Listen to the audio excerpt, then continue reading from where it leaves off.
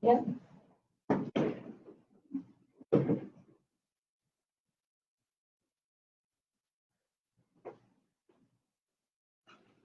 Hi, everybody. Thank you for joining in.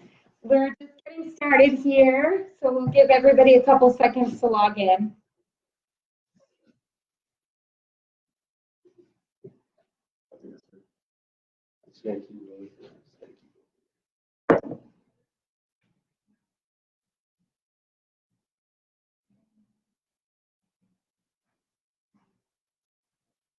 Good, there we go. Awesome. So we are just, so for everybody tuning in, we'll just give you a little background information. We're actually broadcasting from 3 separate devices. So you are watching me either on Instagram at azalia.realestate, or you're watching me on Azalia Mathis at Facebook, or you're watching Pouya Alavi's Instagram right here. So before we get started, take a minute, make sure that you hit a like on all of our profiles. Edgar, you have a Facebook profile too, so you want to say what the name is? Yes, my name is Edgar Cifuentes. You can find me on Facebook. With my Facebook business page is Elite Real Estate Inspection. Awesome, awesome. So we update our information regularly. We want to bring, our purpose here is to bring you valuable information about the home buying process so that you can make the best decision when purchasing a home. So you definitely want to stay up on our pages for all of those valuable tips that we're going to be giving you. So let's get started, right? Yeah? Okay. Thanks for having us on here. Sure. So, you know, these last 2 months have been kind of crazy, right? Yeah, definitely not normal. Yeah, absolutely. And I guess all of us can really relate with that. So a lot of people have had questions about the home buying process. Is it the same? How it has changed? So the purpose of this is basically to bring you our perspective and also give you information about how there have been some changes with our industry. So first things first, let's introduce ourselves. My name is Azalia Mathis with Energy Realty. I'm a realtor in the Houston area. Hey everyone, this is Pouya Alavi with Matador Lending. I'm here in Houston, a local mortgage broker. And I'm Edgar Cifuentes with Elite Real Estate Inspections, home inspector here in Houston. Awesome. So I think we can all agree that the general process has stayed the same, meaning the steps that you're going to have to take to purchase a home. The very first thing that I say, and it is absolutely the most important, is to get a pre-approval or make sure you have funds available to purchase the home. So I'm going to pass it over to you, Pouya, to kind of talk about how do you get pre-approved, especially now? What has changed, you know? So the process of getting pre-approved now is the same process as before. We need to get an application on file. We need to pull your credit report.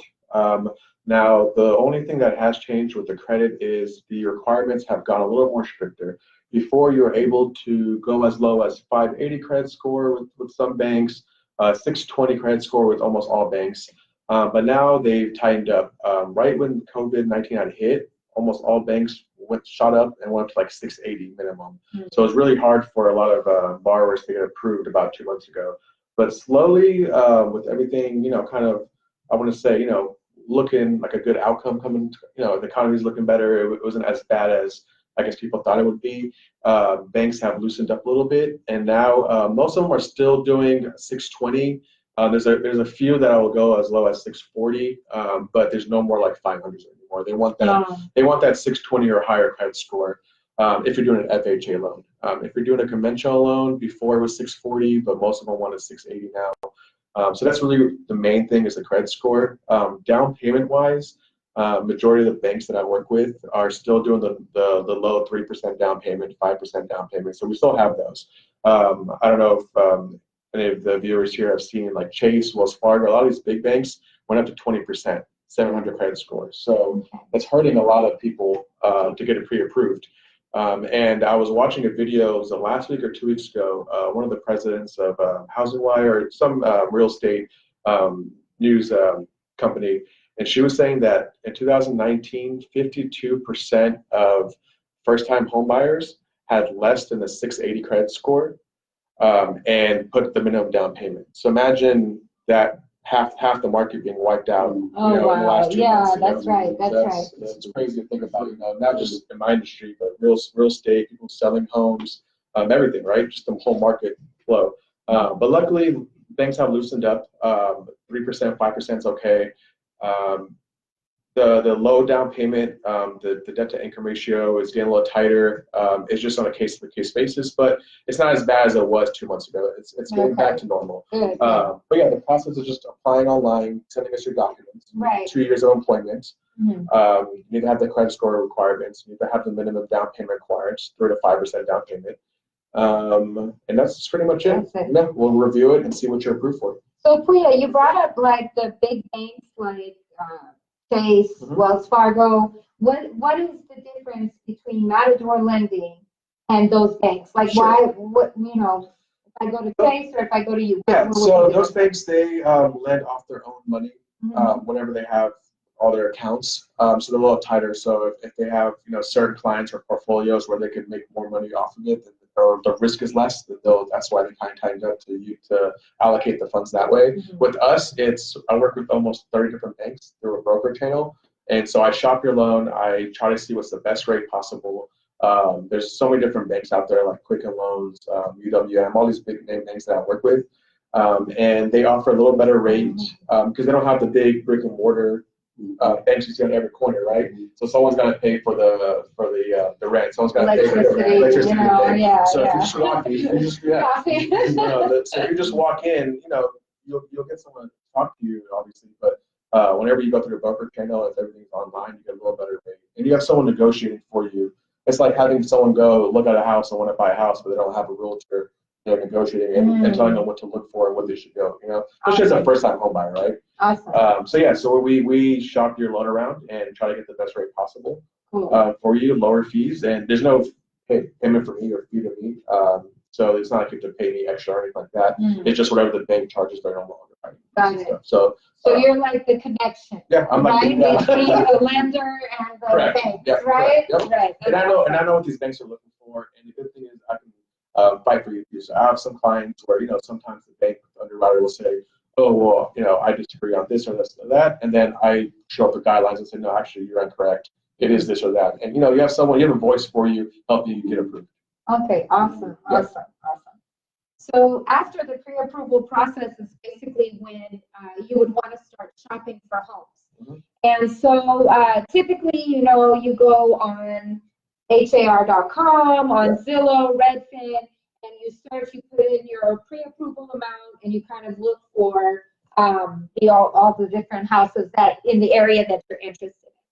So that process is pretty much the same. As a realtor, what my benefit to you is that, I know specific areas, I know specific locations where it might be a better fit for you. So you might say, Azalia, I have a young boy who's going to be in kindergarten age. Where would be the best school system to go to? And so that's something that I could advise you in. And then in conjunction with your search engine like HAR.com, you would be able to say, I want to search in this area for this amount.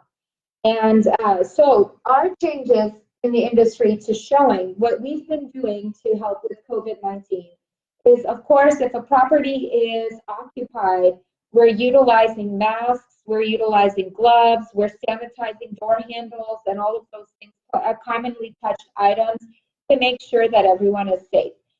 Some clients may be out of the country or may not feel comfortable to tour homes on their own. So what we've been doing is virtual tours.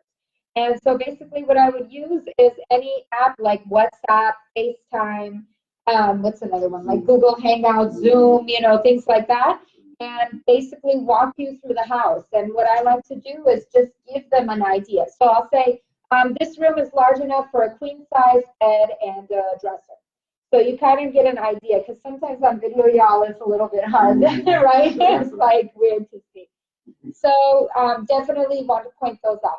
Now, if you get under contract, what a lot of title companies have started, which is really cool, is that you can wire the earnest money deposit, and you can also wire the option fee in some cases. Used to be only checks, right? That's right. That's right. You'd have to deliver a check, and now we're trying to do like this whole no contact, situation. So you could wire it. We also have ways for you to do electronic signatures. So you don't even have to touch a piece of paper. You can just do everything online. And Same with us. By the way, the application process is completely online. There's a website, a link. Right, do it on your phone. Yeah, literally. Yeah, we have an app for your phone where you can Cool. you apply online. There's a dashboard where you can upload your documents. If you have it on your phone, you can upload it. Cool. It's on your computer, you can upload it. Yeah. You can send it back. Easy. I would say 90% of my clients, I don't meet them until the closing day. Really? Wow. Because everything's online. Unless they, some of them I have some old school clients where they have the portfolio, the tax returns and stuff. Yeah. It's easier for them to for me to see their voice like radio. And then you meet them and you're like, wait a minute, you don't sound like you look.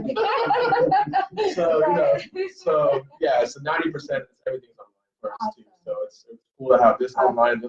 So really you can be somewhere else. Exactly. You don't even have to see your house till closing, right? Which is cool for some people, maybe not, for others, or if you want to feel your house, and definitely we have ways around that. Now, what is really interesting is they have started doing a COVID-19 addendum to all contracts. And in that addendum, what happens is they say if the person loses their job due to COVID-19, their financing period is extended. So basically, is it financing or is it just that's a closed loan thing? So let's say, both, kind of both. Okay. So let's say I pass my financing deadline, I lose my job because of COVID-19, I still can get my earnest money back as long as I've provided that addendum with the contract. Okay. So you can't do it after, right? It has to be when you close. Well, you can. It just depends on the seller. It depends on the seller. I like to put everything up front, so you're not calling them in the middle of the. Oh, by the way, we're going to add this addendum that you may lose your, time on the market. But and also the other thing too is the option is to extend the contract for 30 days, so that if they get their job back, if they're reinstated, then they can. I actually have one that was very similar to that. The other lady, she lost her job. She lose her job, hairstylist, so they have to close the business. And then they didn't know when she would be open, so we had the extension. And then luckily, I think last week was it when they came back? Opened it last week. So then she started working. Her next paycheck was Friday, and so the closing is June 4th. So we told the seller, hey, we'll make it happen. Bear with us. Get the extension and. So it's awesome. Without that, we probably wouldn't have been able to do it. So. Right, exactly. So that is very helpful. That's something I put in all of my contracts, whether your industry may be affected with it or not affected with it. You want to make sure it's there just in case, right? So that's kind of like some things that we put in place with putting in contracts. But the most important part after the contract is the inspection. So I'm going to turn it over to you, Edgar. Tell us how's the inspection going now? With the inspections, we've been kind of pretty much doing what the realtors and everybody going to the house have been doing. If sellers occupying the home, we're going to put shoe covers, masks, gloves. We're touching everything. So we're gonna be make sure that the seller is comfortable and that they're okay with us being there and taking care of the job. Other than that, the online reporting I've always delivered it online, so that hasn't changed. But part of the online that helps is that I'm able to provide pictures. I have the video, I have illustrations that go in these reports that the people get just to understand the home a little bit better know the decision, better understand the decision they're going to make and if it's going to be a good one. And the commitment that they're making buying the home. I remember we actually did when I bought my home 2 months ago, I did my inspection. Awesome. Thanks a lot. But I remember in here, whenever you had stuff written down, things are wrong with it. You had a couple of videos. Because at first I would read it and I was like, well, that doesn't make sense. The door doesn't close all the way. And the video of you open it. The simple things. It's like, oh, that makes sense. It's very difficult to explain what I see. I'm like, the door's closed. What do you mean? But it's like, oh yeah. The video, you can simply. I actually put a video in the report where it's a sprinkler, and it's actually just soaking the wall of the home. It's right here, it's soaking. It's watering the house. And I had to get a video of it. Hopefully the house will grow. It'll be a two-story house. But apart from that, everything's kind of similar. Just making sure we're safe, conscious, with everything, and make sure everybody's comfortable. I will have to say, I remember one of the reports you did for one of my clients. It was what is it called? This jacuzzi tub. Yeah. Okay. And we turned it on, and it was like you'd see in the video. Yeah. Like that. We were all like, no. That's not right. That's not very relaxing. Yeah, not at all. But so part of the report, I want to make sure everybody understands what I'm talking about and understands the severity of what the issue is. Some of the issues are minor, some of the issues are more major, and I really just want to make sure they understand the difference. Right. Of that. On some of your inspections that you do, are majority of people living there? Or are they? It's completely mixed. I do a lot of houses that are flip houses. I do a lot of houses that have owner occupants, or tenants for people that rent out houses. So it's a mix. Luckily, I had in my construction field, I had stocked up on masks and gloves, and all that. So I had a whole bunch left over. Not a whole bunch, but enough to get by for this time when there was none available. Right. Absolutely. So, but yeah, that's kind of awesome. So I guess a big question a lot of people have is it a good time to buy? Right? Is it a good time to buy? So I guess I'll start down the line. And Edgar, what's your opinion? What have you been seeing? I do think it's a great time to buy. Anytime's a great time to buy real estate. Owning a piece of property is always great. Now, one thing I do believe is that at this time, with you do have a lot of people that are going on unemployment. May not be able to reach their mortgage payments, and they're in a forbearance or things like that. And just the thought would be that these people would need help, and this whole market will continue going as it goes. So they're going to need to sell their house and downgrade to a smaller house, and then people will take advantage and get that bigger house. That's kind of how I feel the market is. I think we're pretty busy, like study wise with inspections. So did that decline? I did hit a decline around the first month. It was pretty slow. Now it is starting to pick up. Things have opened up, and I've been getting calls, a lot of calls. Everybody's back in business for the most part. I'm hoping. I wish I could predict. I try to predict the future on all my houses, but yeah. Hopefully it keeps going. I know, the virus is still out there, so we want to make sure, we make the proper adjustments for that. I'm gonna keep wearing my gloves and mask for another year, maybe. Yeah. How about you? What do you think? Is it a good time to buy? Rates are the lowest they've ever been in history. Like right now, a 30-year rate, tier 1, credit and everything like that. I locked 2 people in yesterday. Well, one yesterday, one today. 3.99. No, stop it. Wow. No. Yeah, no points. Oh like my no extra gosh. buy down, nothing. Wow. Just a normal underwriting fee, which is like $1,000. It's a normal fee. So 2.99. Under 3%. Yeah. You're buying a house for free, everybody. Yeah. You're buying a house, No right? joke. Yeah. I'm telling you, That's great. Yeah, that's enough reason to buy a house right there. Yeah. Most of the banks right now are about 3.25% per year. I have one bank that I work with that it's awesome. They kind of took the back seat the last 2 months and were very cautious, and their rates were like really high kind of the last 2 months, and just wanted to, and they had a really strict like what we call overlays, which is the the 680 credit, the 40. They had their own strict in-house rules where they didn't want any debt to income over 40%. Just like it was really hard to get them a loan, but they came back this week strong, and they were just like, hey, we need the business. We think everything's going to be good. We have a good outlook in the future. They're like the second biggest bank in the U.S. Broker-wise, and 2.99 is what they're giving. That is amazing. So, awesome. I mean, like you said, when is a 30-year rate been that low? No, 15 years about 2.75, 2.6. Wow. Yeah, so that's amazing. Yeah. That's truly amazing. Yeah. So just to give you a little perspective, based on so I bought my house 3 months ago. Based on I did a 20-year loan. So the exact same payment right now, if I refinance, would save me 6 years to be a 14-year loan.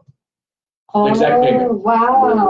So, I mean, that's a pretty big Shave difference. 6 years Yeah, off so of your. I just pay the same payment. Yeah, payment. right. If I keep the same payment, I can do a 14-year loan. I keep the exact same payment. Yeah. In just 3 months, like that's crazy. Yeah. Like 6 years it's a long time. Absolutely, exactly. So rates are amazing. So that's why I say it's the best time to buy right now. Yeah. When rates go down, maybe a little bit longer. I mean, maybe a little bit in the future, but we don't know. If you're in a really good position to buy, you have a 2-year stable income, you have some down payment to put on a house, and you're renting, then why would you not buy a house? Right. Why would you wait a little longer to save $20 a month 6 months from now, right? Right. We're getting a good deal now. Summers where all the houses go on the market, right? I don't know. What have you seen? So, really, we did have a dip in activity. So there was pretty quiet, I want to say, probably towards the end of March. But since the 18th, where they've started reopening most of the stores, most of the restaurants, things like that, we've seen that activity pick up. And I will say there has been definitely some homes in some price ranges where we are seeing a lot of competition. So of course, that competition drives the price. Yeah, for sure. Like I've probably gotten 3 or 4 contracts in the last week and a half. All of them have been at asking, or I think one was above asking. Yeah. So like I know people are like waiting for the housing market to crash. Like it's going up. It's not going down. Exactly. Like, don't wait for foreclosures because that's not going to happen. Right. Yeah. So there's multiple offers, right? Right, absolutely. I'll go show a house and I'll say, hey, we're thinking of putting in an offer, and they're all like, oh yeah, we have 2 offers. We're making our decision on Monday. And I'm like, oh my gosh. Yeah. So as a seller's agent, that's like the position, but as a buyer's agent, it's like, okay, let me get my shoes on and get ready to make this happen, right? Yeah. So I mean, it is definitely picking up, and I would say if I were a buyer, I would probably want to buy sooner rather than later, in the summer, because you're just going to see those prices going up. You're going to see that competition happening. Yeah. And of course, and also I feel like in the end of summer or like fall, you would know more, but like. Isn't it like kind of like the houses that are like kind of left over from the summer? Is that the wrong word to use? I don't know. But you like, once the house in the market is there less than 30 days, like jump on. I don't know. Exactly. There's some things that you'll know that this house is going to move fast. Number one, if it's in a hot area, like right now, Katy, Spring Branch, the Heights, if it's in a hot area and it looks good on the pictures in real life, you better jump on it and offer full price, right? Because I mean, those are areas that get a lot of traffic right now. So if the house is maybe not in such a good condition, there's more room to negotiate. But of course, all of it depends on comps. Sure. So that's where I come in, and I'm going to show you, hey, in this area, most houses are selling for $350. Now this seller has prices at $450, but it is $350. Yeah. So let's go and let's make an offer, and negotiate them down.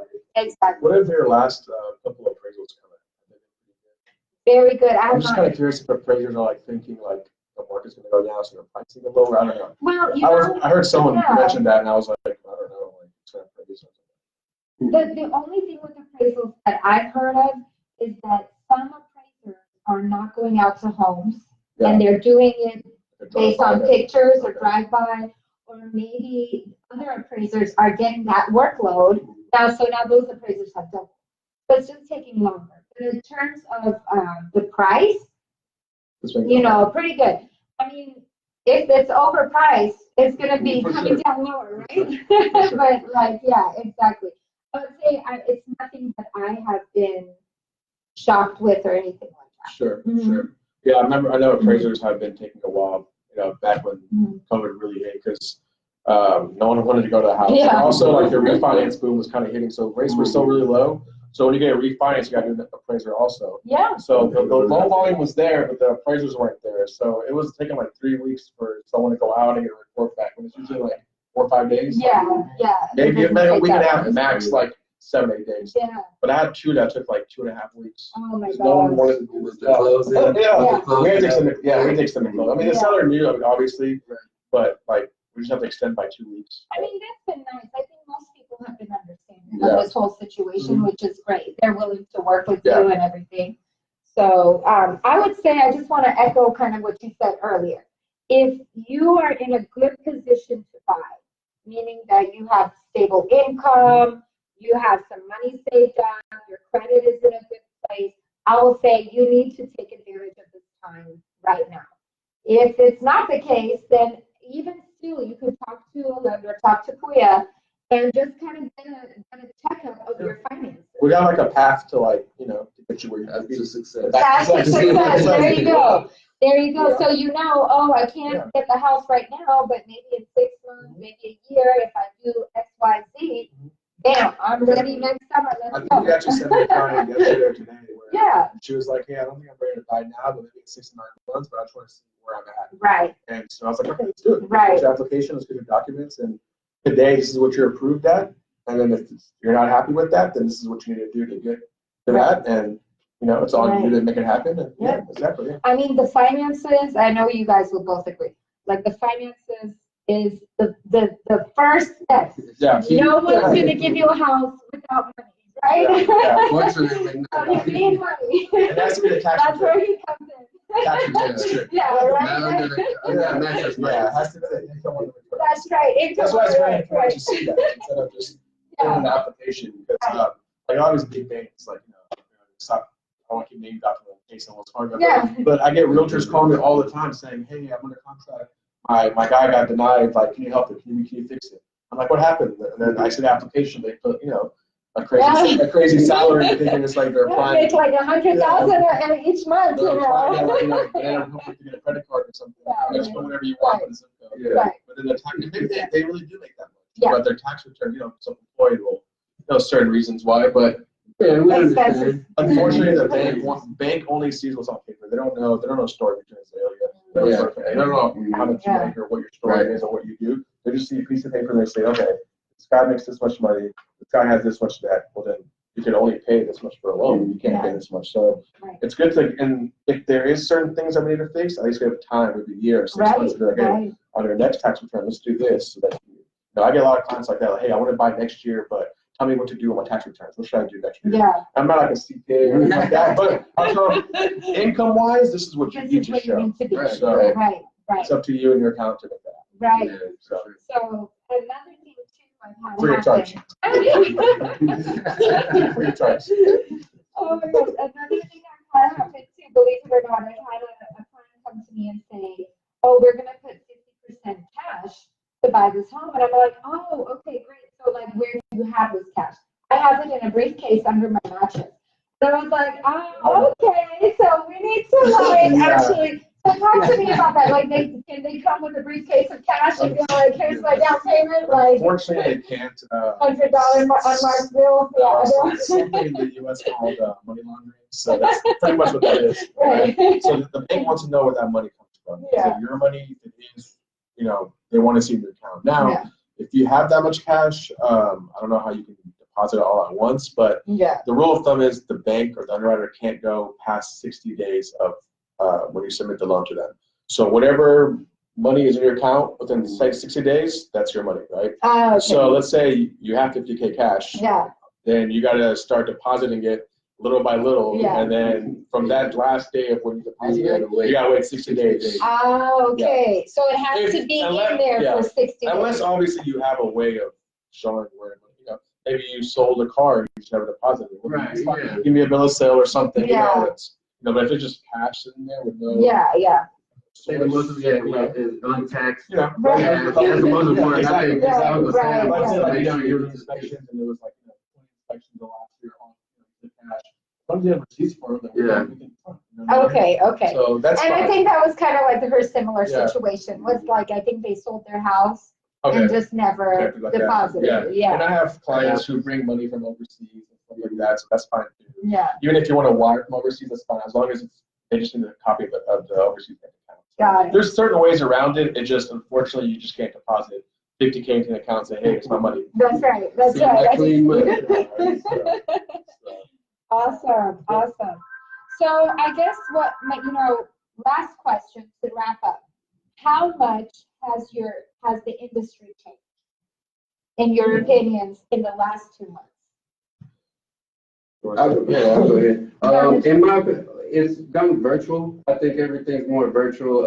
I'm doing a lot more. I didn't mention it, but I'm doing a lot more meetings on, like you said, WhatsApp, on Zoom, on Facebook Messenger, and so it's kind of just getting into this whole technological evolution. And we're working. I feel we're working towards that way. Now you're saying with the electronic closings, I think the real estate transaction is going to get easier. It seems like it will, less effort, just doing everything from your phone. Right. And buying a house just from your phone. Right. So that's kind of how I see it. Yeah. Awesome. How about you, Pouya? For us, it was a big change in the beginning. I'm not gonna lie, I was having a lot of stress. We talked about it, a lot of stressful nights last month. Honestly, it was hard to sleep because I care about my clients. Like, you're buying a home, the last thing I want is hey, sorry, you can't buy a home. It sucks, right? Especially all the time and energy you put looking for the home, and the money, and the earnest money. So it was very stressful when all of a sudden, overnight, things changed and banks were saying, no, sorry, we're not lending. But like I said, recently, the last couple of weeks, especially this week and last week, it's almost 80%, 90% back to normal. So thankfully, it's been good. I have some colleagues that were doing this back in the 08, 09 with the housing crash. They were saying it was bad for 6 months to a year where banks just weren't even giving them. They were just hey, you're not, it doesn't matter what credit score you have, you're not going to because they have the money. Wow. So luckily, this has only been a month of craziness. And then, but yeah, I mean, it's gotten a little stricter. So bank statement loans, which is the self-employed clients who we get them approved based on their bank statements, that's unfortunately out of the market. I used to be, a decent amount of clients we had doing. I think you did 1 or 2. Right. Would it be okay if they have a profit and loss statement? Some banks will do it, but even with the bank statement, but they just want a higher down payment. Before you do 10% down, now they want 30% down, 25. So it's it didn't completely go away, but it's you need 25 or 30% down. And you're still getting a higher rate, 7 8%. So it really doesn't honestly doesn't make sense, but it just that box of clients is almost non-existent. Right. The jumbo loan market is pretty much done. I used to do one every 6 months. It's funny, the last month, every week, someone's calling me. I don't know if it's because they're not finding someone, but hey, I got this client trying to buy a $2 million house. I'm oh, when did you call me 3 months ago? I'm not gonna take it, but it's just too risky of a loan for these banks. No one's doing it. I think a couple of banks, 2 or 3 banks are offering it, but it's a lot higher rate, 4.5%, 5%. You're doing 2% origination. Origination means you got to pay a bank the fee to get the loan. So imagine you're getting $1 million loan. They want 2%. So that's $20K just to get to the bank to get the loan. You know what I mean? So unless you're getting a really crazy, $5 million deal, whatever, then you might as well just wait a couple months and come back. So I would say the jumbo loan market. Jumbo is $510,000 or higher loan. Or bank statement, which is self-employed. Those are the only 2 that are kind of almost non-existent or very hard to get. But besides that, it's not too bad. It's pretty. We're kind of almost back to normal of where we're going. And like I said, everything's remote. So I do have an office, which I used to go every single day, but we kind of transitioned to working from home, and it's good because I went to my office and grabbed my monitors, grabbed my chair. You gotta get the chair. The first week or 2 on my laptop, it was driving me crazy. I'm I can never work with just a laptop.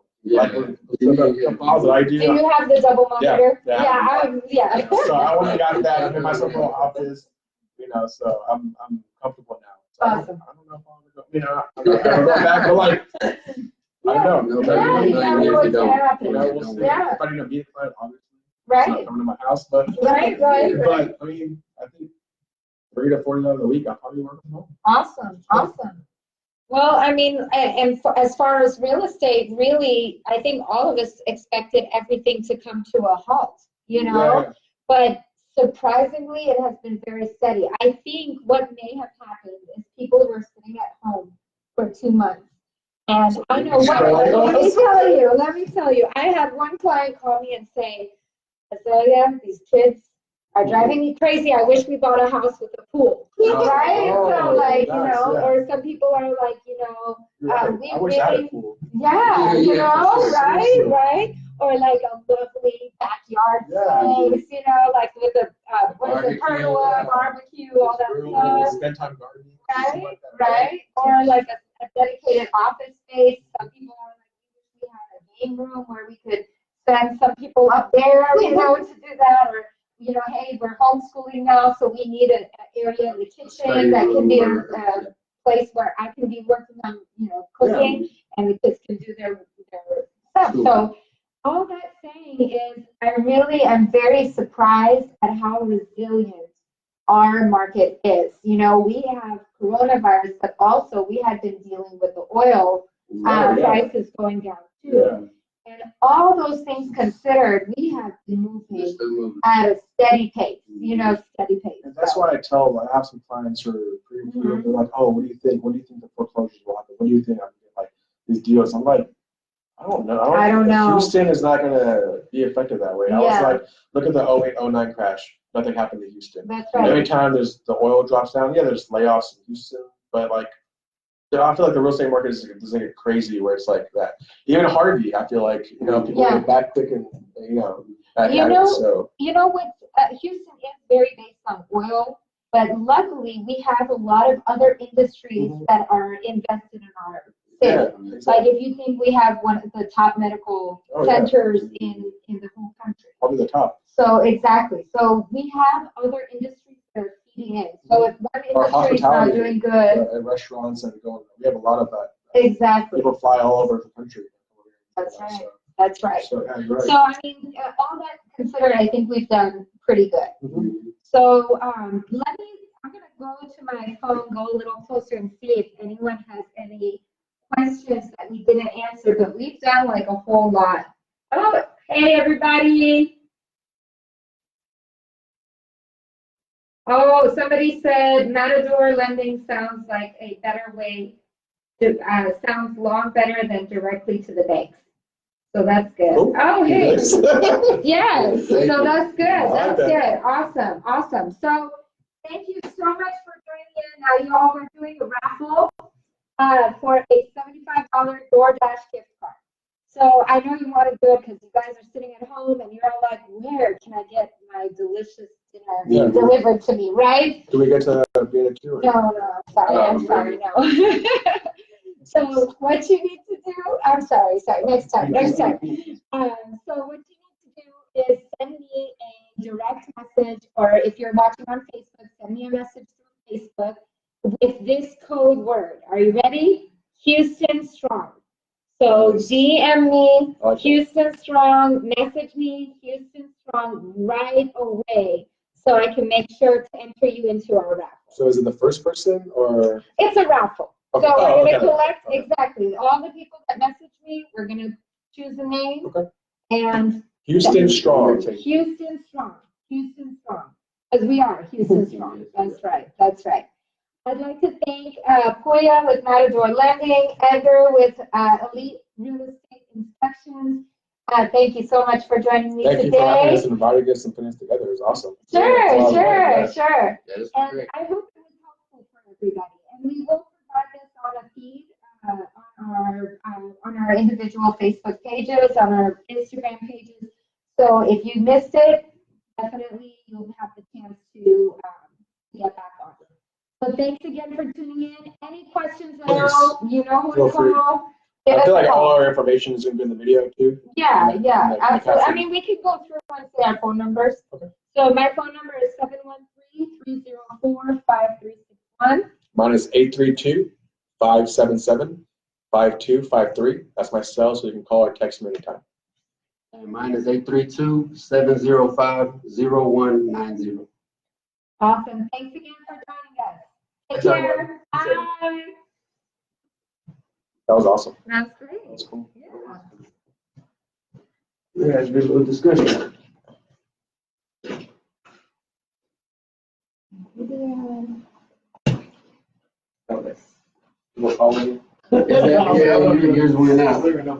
Oh, it goes out with Let me see here. Oh, we had a couple of people. on here. Awesome. That is so great.